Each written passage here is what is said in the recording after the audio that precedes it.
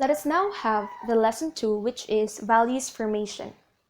Value formation is the confluence of our personal experiences and particular culture we are entwined in. Values are imposed from our family and childhood and reinforced through culture and life experiences. As we all know, values are basic and fundamental beliefs that guide or motivate attitudes and actions. These are the motive behind purposeful actions. Therefore, values are the things that our family or even the elders or society teaches us. These are the things that we are practically doing and applying it to our whole life. These are the values that we practice every day and we apply it to our daily life. Is there such a thing as right, unchanging, and universal values? According to idealist point of view, there are unchanging and universal values, and they are called transcendent values. Transcendent values are the values of love, care, and concern for our fellow men. These are the values for all people regardless of time and space. On the other hand, according to relativist point of view, there are no universal and unchanging values. They are the values that are dependent on time and space. So basically, it is in contradict to the point of view of the idealist. Is value taught or caught? Well, values are taught and are caught. Values are taught because it has cognitive, affective, and behavioral dimension. Cognitive dimension is the mental and understanding readiness. We must understand the value that we want to acquire. However, affective dimension is the experience toward something.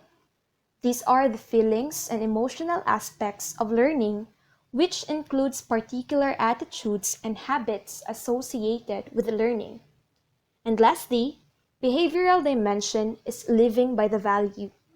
Living by the value is the true acid test if we really value a value like honesty. Values are also caught. The living examples of good men and women at home, school, and society have far greater influence on our value formation. So value formation, this is a training of intellect and will. It is to discern a value as present to will as right and wrong, and the wills to act the right value and avoid the wrong. Let us now go over to Max Skiller's hierarchy of values. These are pleasure, vital, spiritual, and values of the holy.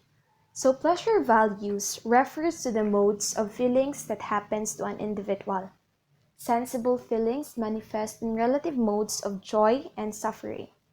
An example for sensible feelings are experience of pleasure or pain. Next is vital values.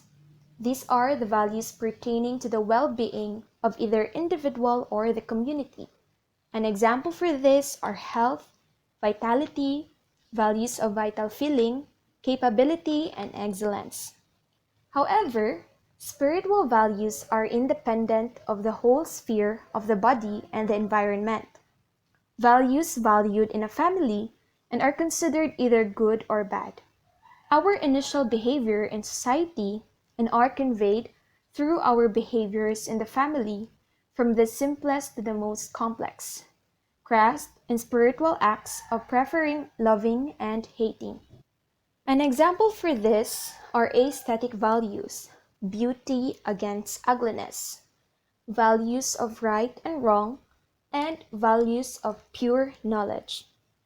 Lastly is the values of the holy. Appear only on objects given intentionally as absolute objects. So an example for this are beliefs, adoration, and bliss. Value clarification. The term value is reserved for those individual beliefs, attitudes, and activities that satisfy the following criteria. 1. freely chosen. 2. Chosen from among alternatives. 3. Chosen after due reflection. 4. Prized and cherished. 5. Publicly affirmed. 6. Incorporated into actual behavior. And 7. Acted upon repeatedly in one's life.